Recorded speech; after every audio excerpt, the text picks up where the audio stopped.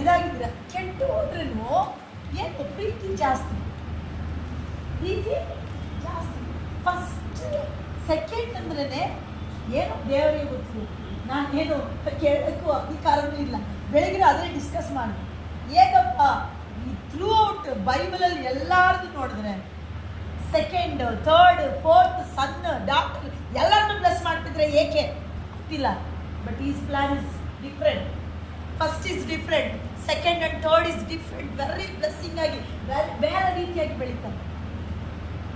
ಈಗ ಅದೇ ಹೇಳಿ, ಕೈ ಚೇಂಜ್ ಮಾಡಿ. ನೋ ಐ ನೋ ಕೈ ಚೇಂಜ್ ಮಾಡಿದ್ದಾರೆ ಯಾರು? ಯೋಸೇಫ್ ಹೇಳಿದ್ರು ಕೈ ಚೇಂಜ್ ಮಾಡಿ.